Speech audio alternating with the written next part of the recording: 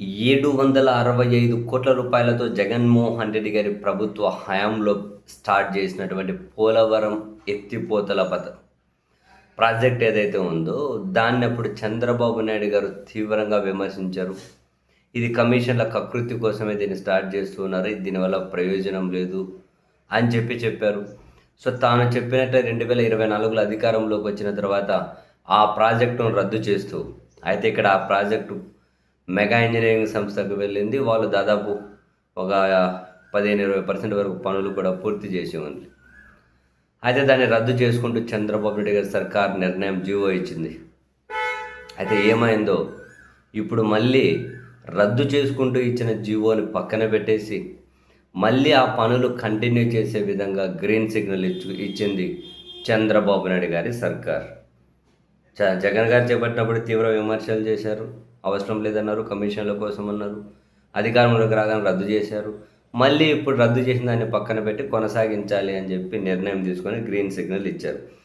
అంటే యాక్చువల్గా పోలవరం గరిష్ట నీటి మట్టం 45.72 మీటర్లు అయితే గరిష్ట నీటి నిల్వ 194.6 టీఎంసీలు.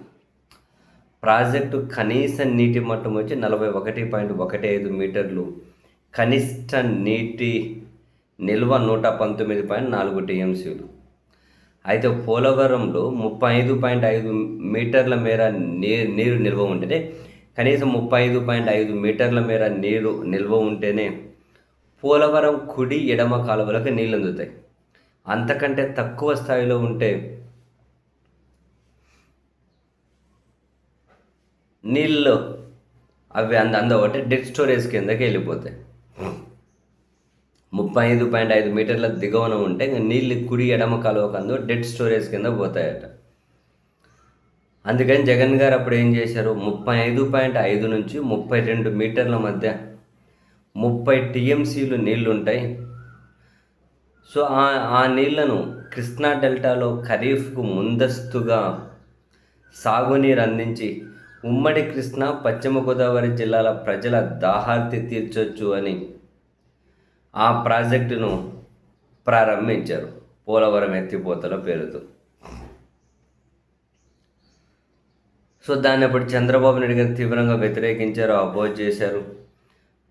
ఈ ప్రాజెక్ట్ అనవసరం అన్నారు, కమిషన్ల కోసం అన్నారు. బట్ అధికారంలోకి రాగానే దాన్ని రద్దు చేశారు. కానీ ఏమైందో ఇప్పుడు మళ్ళీ ఆ రద్దు చేసిన దాన్ని పక్కన పెట్టేసి ఆ ప్రాజెక్టును కొనసాగించాలి అని చెప్పి కొత్తగా మళ్ళీ గ్రీన్ సిగ్నల్ ఇచ్చుకుంటూ జీవో ఇచ్చారు.